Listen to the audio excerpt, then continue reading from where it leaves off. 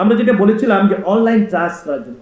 Online trials হলো যদি আমরা টেলিমেডিসিনের মতো করতে পারতাম, প্রত্যেকটা হটলাইন বসায় দিতে পারতাম, যেখানে এসে সবাই ফোন করে বলতো যে আমার বাচ্চাটার জ্বর হয়েছে, র্যাশ দেখতেছি। তো তখন আমাদের যে যিনি থাকতেন অনলাইন ডাক্তার যেই থাকতো না, কারণ মেডিকেল অফিসার বলে দিত ইয়েস আপনার বাচ্চা ঘাম হয়েছে, আপনি এই জিনিস দেখেন। বললো জ্বর ভালো হয়ে গেছে, আমার বাচ্চার বয়স হলো 9 মাস, আমার বাচ্চার আজকে দেখতেছি র্যাশ। আমরা বলতেছি না, এই যে রোজিওলা ইনফেন্টাম, এটা আপনি চিন্তিত হওয়ার কারণে। আমার কাছে কত মানুষ বন্ধু বান্ধব ফোন করতেছে যে আমার বাচ্চার তো শরীর পুরো র্যাশ হয়ে গেছে, আমি চুলকায় বলি যে আমি তো আটিকেরি হয়েছে, জ্বর হয় নাই তো, কোনো সম্ভাবনা নেই। তাহলে আমাদের যদি অনলাইন একটা ট্রায়ালস থাকতো সেটা ভালো হতো, সেটা আমরা করলে আরো একটু আইসোলেশনটা আমরা অনেক আইসোলেশন চেষ্টা করেছি।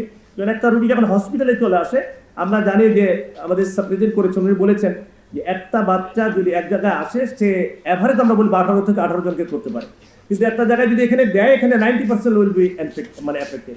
তো এই জিনিসটা যদি আমরা একটু কমাইতে পারতাম, যে হসপিটাল আসাটা কমাতে পারতাম আমাদের পরিকল্পনার মধ্যে। কিন্তু এটা এমন একটা সময় হয়েছে গভর্নমেন্ট কেবল আসছে, তারপর আমরা যে টিকা দেওয়ার কাজটা করতে পেরেছি, এটা বিশাল একটা বড় কাজ।